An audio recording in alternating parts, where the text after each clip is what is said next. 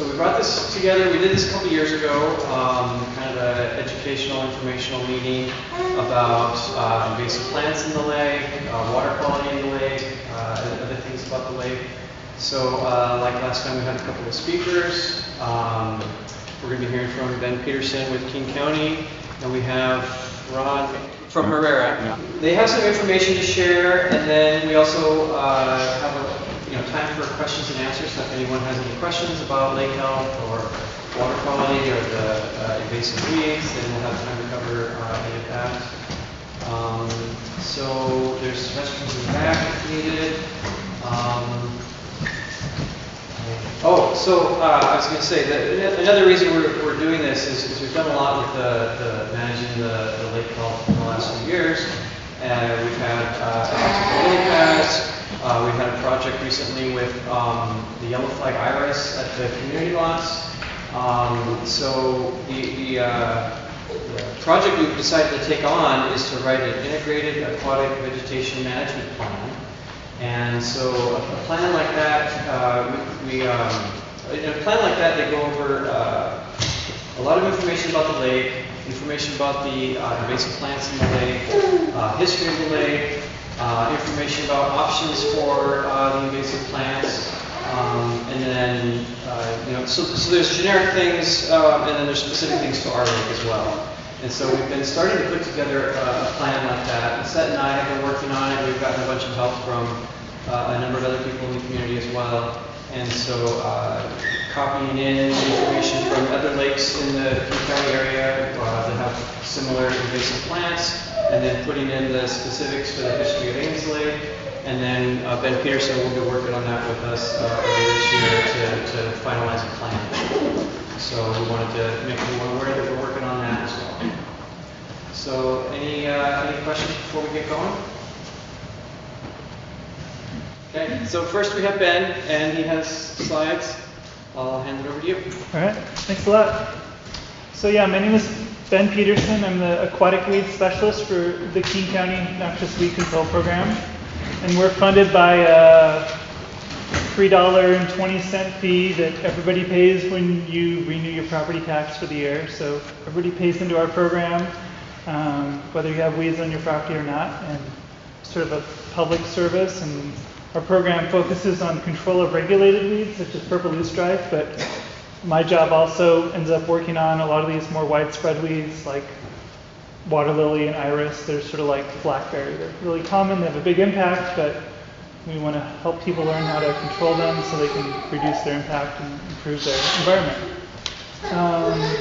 I started looking at the management plan that they've been working on, and it looks pretty good. I had some things to add to it, but they've made a lot of progress. So nice work on the management plan so far. So I'm going to go through some slides. So first I'm going to talk really quickly about aquatic plants in general, aquatic plants in lakes, their benefits in general. Then I'm going to talk about purple loosestrife, this magenta flower that grows around the lake. Then I'm going to talk about Yellowflag iris. Then I'll talk about Fragrant Water Lily. Then a few submerged weeds to look out for. Luckily, you don't have any submerged weeds in the lake that I know of so far, but there's the potential for them to become infested. Integrated pest management, sort of a general strategy for weed control. And just at the end, a little bit about the rules that surround aquatic weed control. And feel free to ask any questions as they pop up as I go along, and I'm also have plenty of time at the end for lots of questions. If it's more of a longer question that might get involved. But either way, whatever seems pertinent, you're probably not the only one with the question. So in general, aquatic plants stabilize shorelines, provide habitat for birds, insects, people, reduce nutrient flow into the lake, especially potentially from fertilization, from places upland, can potentially prevent algal blooms or slow their happening. Rob can talk about that a lot more. And then produce oxygen for the lake, which is great for fish. In general, the native plant mix in lakes, they got a laser beam here. So ideally, you'd want a good mix of structure and plant mix because it's better for the fish, it's better for the insects, better for a diversity of structure. Maybe some floating leaf plants, submerged plants. You don't want homogeneous, monospecific spread of plants. This is probably a submerged plant like milfoil. Another example would be something like Fragrant Water Lily that excludes all the other plants. So ideally, you want sort of a mix of plants in terms of structure and habitat. And then, so it's sort of all about striking a balance between an aquatic weed monoculture, which would be this, solid weeds, and a sandy bottom lake, which is plant-free, great for recreation, but it's not good habitat, all open water. So ideally, you'd have something sort of in between, a native plant mix, diverse structure, open water in the middle, adapted for the native plants, fish, insect. So that's sort of what we're striving for, at least most people, in terms of lake health. And every lake is different around here, but that's sort of ideally how things would work out. So purple loosestrife, I'll show you in a minute a map of this plant where it occurs around the lake. But it's native to Eurasia. It has these magenta flowers. They're not actually purple, they're more magenta. They bloom in July and August, pretty bright purple or magenta. You can tell purple loosestrife plant even before it's flowering by the square stem. You can see it in this picture here and probably in the waterweed books you got. Feel free to take more of these if you need more. You can feel the stem, it's square. That's a great way to tell. It has these sort of pointy shaped lanceolate leaves. One big thing to know about it, it can produce up to 2.5 million seeds per plant. So a whole bunch of tiny little seeds, like little bits of pepper. It reproduces via seed and fragment. So the seed part is important because if you have plants out there that are flowering, within a few weeks or a month, they'll be producing seeds. So as you see the plants around the lake, you're going to want to keep them from flowering. There's a few native plants that look really similar. Spiraea is probably one of the most common. These are all plants that grow in wetlands or places where the soil is wet. Spiraea or hardhack is a native plant. Has a little more pinkish flowers rather than the magenta. Puffy little tiny flowers. Grows a lot bigger, has a woody stem that grows to maybe 6 feet tall. So that's a native plant. There's another one called Fireweed. It grows sort of usually in steepy hillsides and disturbed areas, sometimes after a fire in the forest. Different kind of plant though, and then there's Willowherb. Related to Fireweed, has little tiny pink flowers. You can tell Willowherb different from purple loosestrife. You can pull Willowherb up really easily. Its roots only go maybe 2 or 3 inches deep, whereas purple loosestrife, the roots maybe go a foot deep at least. So probably not a very good map, but you can see these magenta dots. These are the places where we found purple loosestrife this past year when we went out surveying the plant. It grows right along the lake shore. It can grow in wetlands. Let's say there's a wetland, down here. Potentially could grow down the stream out of the lake. The plants live up to be 20 years old. So know that if you pull up a plant and you don't get all the roots, it could come back repeatedly. It also requires usually full sunlight, so you won't see it growing dense in like a wooded forest, wetland. So all these spots around the lake, this plant's a class B regulated weed, so it's required to be controlled by the landowners. So what we do is we send out letters to all the landowners that have this plant on their lake, on their waterfront. And then we go out and we survey it, and hopefully the landowners cut it back. But if they haven't, we will go and cut the flowers off to make sure it doesn't spread that year. That's it.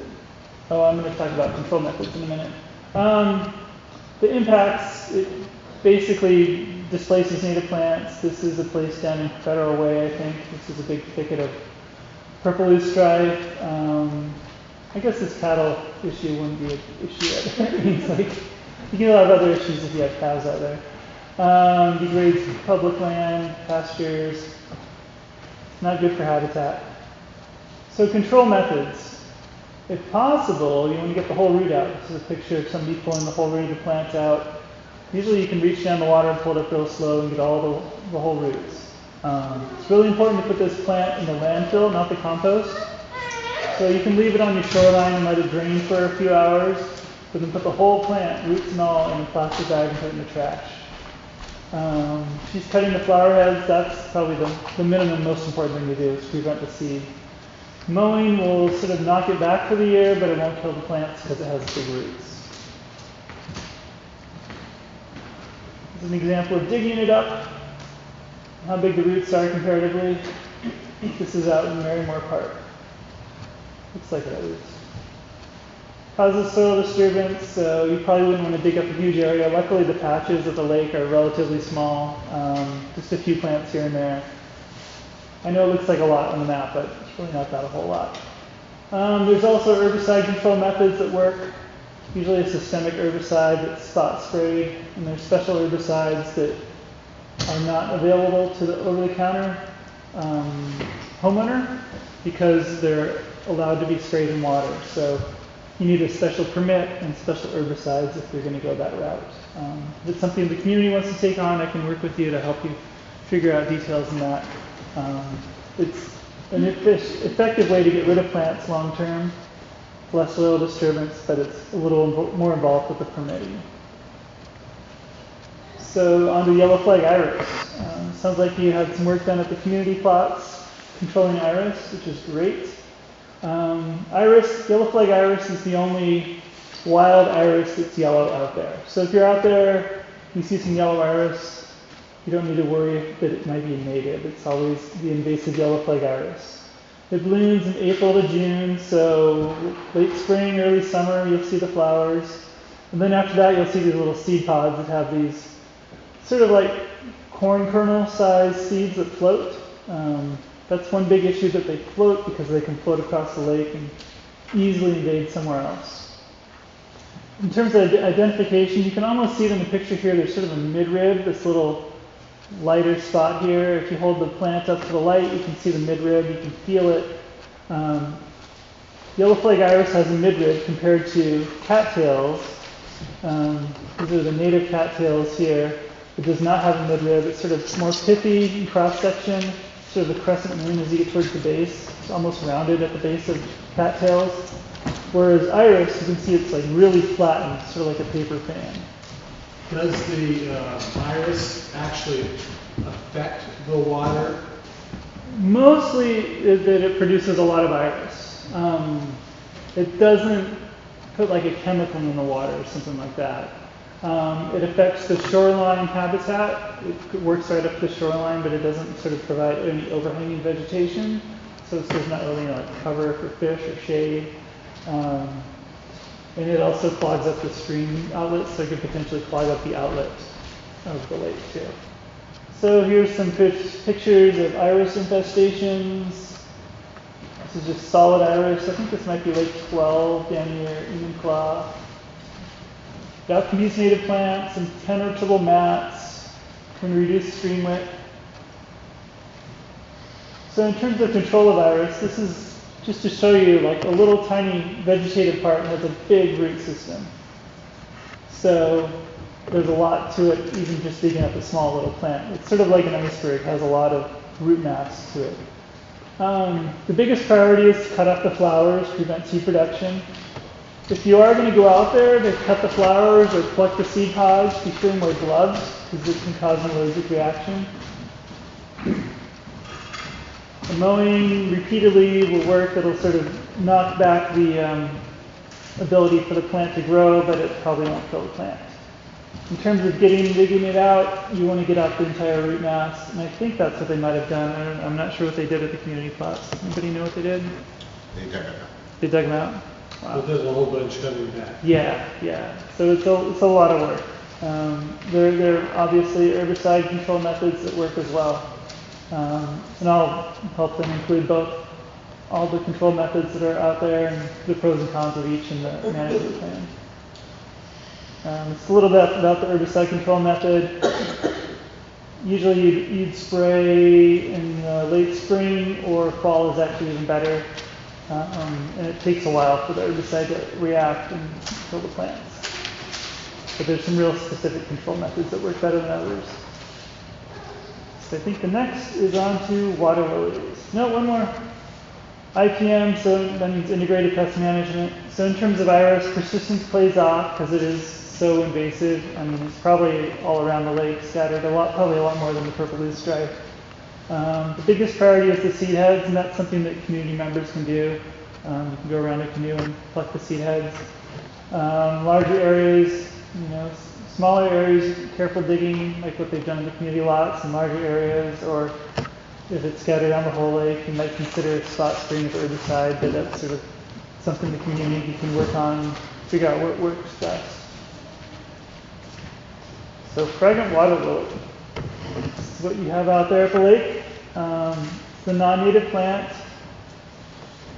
Its key characteristics are these really round looking leaves with the little slits, really like Pac-Man.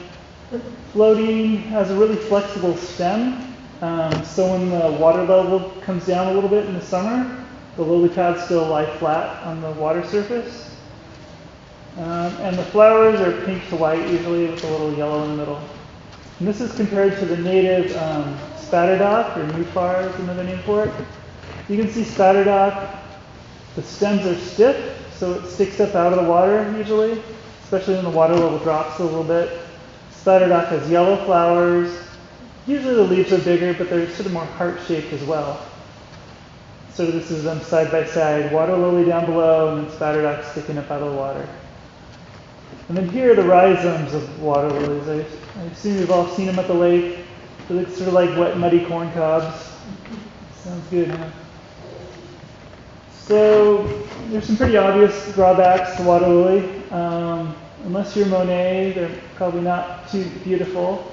They can restrict waterfront access, make swimming dangerous, can bind up boat motors, make you frown when you're canoeing, outcompete native plants, potentially increase water temperature. They're native to the east half of North America, but not native to here. So they're native on the East Coast, but not here. Just in case people say, but water lilies are native. So are you from Connecticut? So that's why. So I'm going to go over a few water lily control techniques. Probably many of you've heard of. Some of you might have tried. But these are all different things that are in the toolbox for water lily control, and you can be strategic about when and where you use different techniques to help improve your success and also be more efficient about things. So hand pulling, it sounds like that's been tried here at the lake. Saw some great pictures of piles of hand pulled water lilies. It's possible to do that in a small waterfront area if you want to maintain access to your beachfront. You can starve the roots, repeatedly hand pulling them, especially if you pull them before they get to the surface. In deeper areas, that's more likely than in shallow areas. At shallow areas, you can just wade out there and hand pull them. You want to get the leaflets before it reaches the surface. So you go out there, pull them all once, pile them up, haul them off site, and then go out there as the new shoots are coming up, pluck them, reach down there and pluck them before they get to the surface. It might take maybe 2 or 3 years of doing this, so you'll really starve the roots over time. Another way to do that is using a weed cutter. This is this sort of razor sharp blade that's tossed out in the water, and it drags it back. It works pretty well. One drawback is that all the leaves start floating around, and you sort of want to round them up and pull them out of the water. Another drawback is if there's logs in the water, this will sort of get caught up on the logs. You want to be really careful you don't cut your fingers. So that's sort of one strategy, is sort of manual cutting. This is out at Shadow Lake. Sounds like your pile is even bigger than that. Pros and cons. The permitting's pretty simple. There's a booklet permit that you can get. Some methods can be done by anyone. It's good if you live on the waterfront. Obvious drawbacks. It's time intensive. You end up with a lot of biomass. You need to plan ahead before that's going to go. Hired workers can be really expensive. Sounds like you all experienced that. Temporary control unless it's repeated. So maybe you're going to want to do it once, before you have some friends over and not worry about it for the rest of the summer, But know that it'll come back unless you're diligent.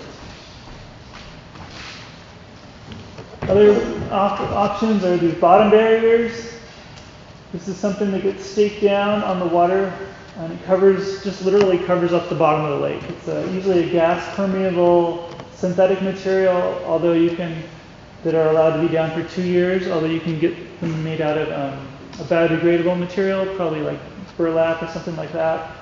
And you can keep those down there indefinitely, according to the rules. They suppress weed growth, but they suppress all plant growth in the area. So you can't be selective, you can't just get rid of the weeds and keep the native plants with this. So it's sort of suitable for a small area, maybe a little small swimming beach or waterfront access, where you don't want to have to maintain it. Usually you'll hire somebody to put them in. There's a few companies that can put them in, or you can go out there and do it yourself. But you need to check on them every year. Like I said, they need to be removed after 2 years unless it's the biodegradable kind. Only practical for small areas, and actually the Department of Fish and Wildlife only allows you to use them in a certain percentage of your waterfront, certain areas. So you wouldn't be able to, do like 200 feet of shoreline with this, even if you could afford to do it. Like I said, it excludes the beneficial plants as well. So it's plus and minus. There's also large-scale harvesting. There's these harvesting machines that can go out and cut the water lilies 3 to 5 to 7 feet deep. Actually, Rob might be able to answer you more questions about that later, but that's up to him. He knows more about that than I do. Could potentially do an acre a day if it's good access. The drawbacks is they don't work too well around submerged logs. You need to have some sort of boat launch. I don't know if you could get this machine in at the community beach or not. Obviously, the contractor would need to figure out where to dump all this plant material. Sometimes they take them to quarries, or they arrange someplace ahead of time, but it can be expensive. The other big drawback is just like manual cutting, is the plants will grow back. This allows much larger areas to be cleared at one time. Deeper areas will remain clear longer. Shallower areas might grow back in a week or two. Deeper areas might take a month or more. So probably what you would do to get on the track towards eradication is to have a contractor come out 3 times a year and cut an area. They cut, and they cut, and then they cut, and do that over a few year period, and you'll eventually starve the roots, or at least make it so they only have to come out maybe twice a year, once a year. I'm not sure about access, but there's a contractor or two that can specialize in this kind of work. There's permits that are involved, but they're pretty reasonable for the contractor to get. I think that's about it. And then on to chemical control, and I know this has happened to the lake in some areas of the lake. Usually it's always a foliar sprayed herbicide. It's not something that's pumped into the water. It's something that's sprayed on the surface of the water lilies. This is about a week after. I'm not sure what they sprayed. I don't know if that's glyphosate. That's pretty quick acting glyphosate if they used it. The positives are, this is probably the most likely to eradicate method, at least on the large scale. It's usually the most cost effective for large areas. Causes at least less soil disturbance, less air pollution than other methods, other eradication methods. So eradication methods would be like digging up the roots, which I don't even know if that would be possible. Cons are the permitting and licenses. The application, you might have to do a repeat application every year, or once a year. Can cause harm if it's incorrectly done, especially if get the dosing wrong. Some residents are leery of herbicide, and that's definitely a consideration. And usually the herbicide that they use is non-selective, so it will kill all the plants that become in contact with it. So if there's native spatterdock mixed in with the water lilies, you really can't avoid that. Ben? Yeah. I've noticed that, you might want to talk about this later, but I've noticed that the wildlife has decreased. Not all of it, but a little bit. Fish and birds, because of the chemicals. You can address that at some point. Okay. Yeah, I don't know that to be the case. It's not meant to be harmful to fish. And I don't know about bird habitat on water lilies, but it's something that you might want to try to quantify somehow. Maybe there's a place where you know they're going to spray water lilies in the future, or maybe a side-by-side place. You could maybe watch wildlife here where there's water lilies and wildlife where there was water lilies but it's been sprayed. But as for the whole lake, in terms of glyphosate, it biodegrades rather quickly. That's one reason glyphosate is often used. But I can work to provide more information and try to help you make your own decisions about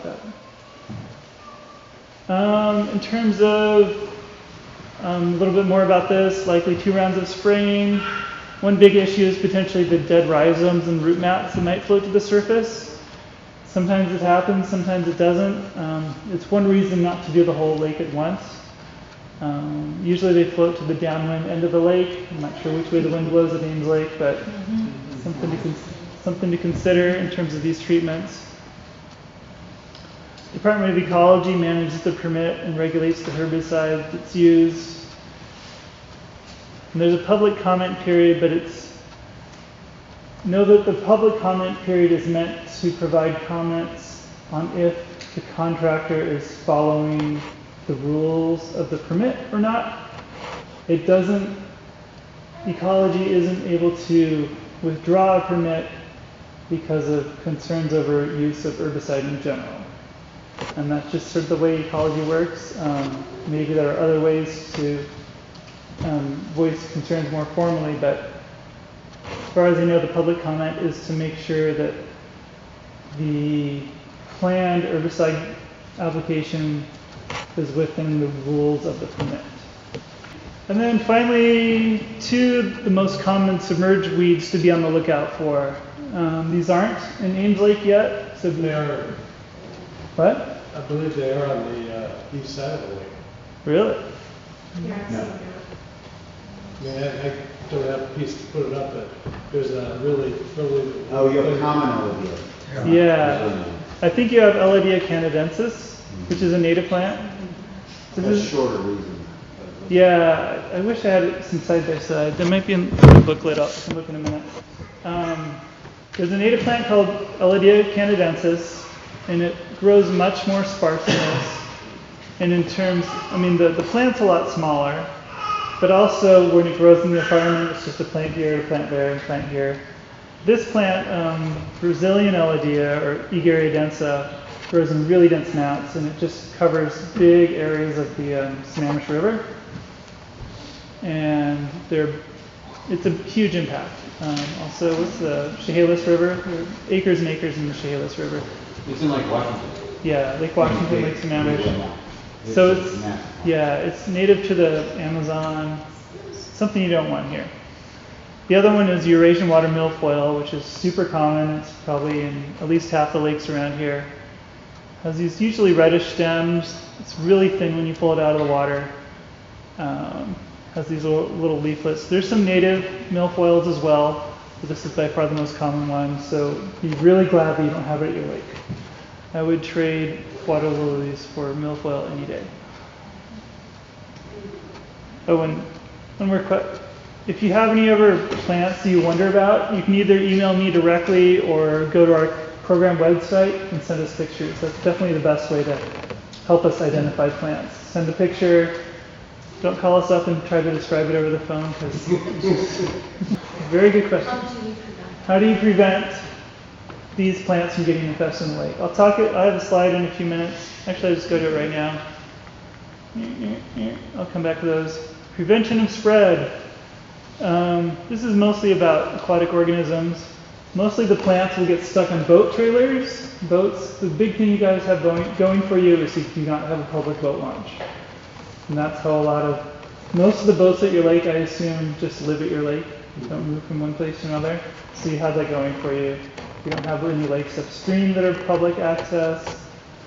Even a hand carried boat going into another lake, Yeah. coming back. Could and totally- have fragrant stuff. in Yeah, it. just a little fragment of milfoil can survive. Trailers, yes, they're definitely more So canoes that may be used off the lake for swimming, have fly fishing in the past. Those floaties. Yeah. Hip waders. Yeah, hip waders. No felt sole line. Yeah, you don't want to have fault soles. That's more for these diseases, New Zealand mud snails, things like that. There's a picture of a boat trailer. Obviously, that's probably not an issue. But if you do have a contractor that comes to the lake and puts a trailer in the lake, hopefully the contractor would, know that much to take care of it. But even like you can get stuck in this little parts of the canoes, the canoe gets flipped over. Definitely that's how things get moved from water body to water body. Purple loosestrife seeds are super tiny. You want to be careful about that. You can't even probably see them all, so that's why you scrub your boots really well. Very good question. So really quick about the permits. Did we talk about this? Anybody, pest manager? Okay. So this is just sort of to remind you to be strategic about weed control in general. You want to focus on smaller, disparate populations of a weed before you work on a big patch. You want to think about the environmental impacts, the economic impacts, the social impacts of different control methods. Maximize effective control, so you might want to try something, potentially use herbicide on a plant for the first few years until you've really knocked it back, and then go back and hand pull it for a few years after that. That's one strategy. Definitely have in mind ahead of time before you start a weed control project how much capacity you're going to have for follow-up maintenance. Because you may have, time to do a big weed pull, community effort, or you may have the funding to hire somebody to do a big weed control project. But if you don't have the time or the money the following years to do follow-up work, it's not going to be worth it, and you're just going to get frustrated that it came back. So try to help, budget in mind what's feasible for the follow-up work and chip off what you can chew. And then, like we were just talking about, the first step is always prevention of spread and infestation. So last little bit here is talk about the permits. In terms of manual control, physical control, anything other than chemical control for the most part, it's regulated by the Department of Fish and Wildlife, the state level agency. They have this special booklet permit. It's a free thing. You can print it off online, Aquatic Fish, Plants and Fish booklet. And it's a special kind of HPA permit. This is used to allow, under certain conditions, control of aquatic weeds and to make sure that that control does not impact fish. You can just do a Google search for WGFW, Aquatic Plants and Fish. And it's listed also in the back of this water weeds booklet too. It's used for hand pulling of weeds, plucking of purple loosestrife. Actually, there's an exemption for purple loosestrife. So you don't even need this permit for purple loosestrife. At the state level, there's a rule that says purple loosestrife is exempt from all the rules in this booklet, which is great. Definitely milfoil and lily pulling, especially if things disturb the bottom of the lake. If you're just plucking the milfoil or the water lilies, you might not even need this permit. There are further regulations in terms of municipalities, which I don't think applies to where you are because you have the county. Yes?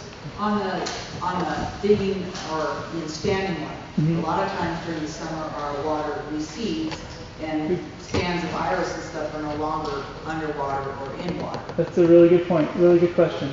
So I've asked the people at WWF a few times and they give me vague answers, but it sounds like to me that if it's not underwater at the time, it's not in standing water, then this permit is not needed. And it's just a general, the work can be done under the King County rules. You can clear up to 7,000 square feet of noxious weeds using hand control methods in King County. So feel free to contact me directly if you want more questions about this. I'm not in charge of the permit. You can always contact Department of Fish and Wildlife directly too. They will hopefully be able to give you better answers than I, but I can help you understand how I've interpreted the permit as it relates to aquatic weed control. In terms of chemical control, there are a few different agencies that regulate the use of herbicides. There's the Department of Agriculture, and they're the ones that license the individuals and the companies to apply herbicide. And then, so everybody that needs to apply herbicide needs to have a permit or license or work alongside somebody that has a license. And then, in terms of the actual putting of the chemical in the environment, that's regulated under the National Pollution Discharge Elimination System. NPDES, that's the national one, but it's regulated at the state level by the Department of Ecology. They have two different permits. One is for spot spraying. One is for spraying of emergent plants, plants that are growing up out of the water in wet areas. So this would be used for the iris.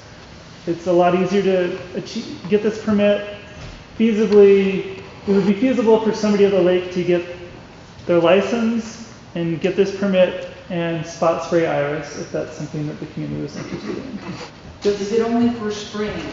Because there's other methods in which to make the application, like wiping the leaves? Yes, And good not, so point. nothing gets airborne? Yeah. You can also use, as long as it's on the label for the herbicide, you can use this permit for wiping, wick wiping of the iris leaves, things like that. But any application of chemical herbicide requires that permit.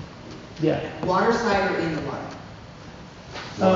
Water side. So even at low water, when there's no water present, you still need to have that. Yeah, so this is a good question. Not to get too picky, but the way herbicides work, it depends on how long the herbicide is active. So some herbicides, such as glyphosate, are biologically active for maybe a month or two after they've been put in the environment. Other ones, like imazapyr, 6 months or 8 months. And so if the area you're applying the herbicide is going to be like bone dry for those 2 months following the application, then you don't need to have a permit, you don't need to have an aquatic herbicide necessarily. But in most cases, if it'll start raining in September, October, it'll become wet soil again, it'll be sort of saturated. So you usually want to go with an aquatic herbicide if it's an aquatic plant. Right, 'Cause yeah, it's, no. Yeah. But, things like Japanese knotweed and stuff, you have an injection method, Yeah. and it's only applied and it doesn't get into the ground or on the ground at all. Right, so knotweed, upland knotweed, you can use the injection method and with glyphosate and not need this permit. But if it has its roots in the water, yeah, I can help you, suss that out. But yeah, those are good questions and very common questions, very good questions. So this herbicide is reported at the end of the year to the Department of Agriculture, requires public posting when the spraying is done. You need to get the landowner permission. You can't just go spraying on somebody's property, even if it's, along the public lake shore. The other one is the Aquatic Plant and Algae NPDES permit. This is the one that regulates the use of herbicide directly over the water or in the water, such as spraying for milfoil. This is the one that the contractor needs to get for water lily spraying. This is actually my boss, Steve, good form. This is regulated by the Department of Ecology. The contractor potentially needs to go over a SEPA checklist. There's water testing depending on the herbicide that's used. Public posting, public comment period. So it's a lot more involved. The Department of Ecology requires a lot of the contractor to make sure the public is notified. I think that's basically it. I can take more questions later, but maybe we'll get on to Rob and then. Yep. Thank you.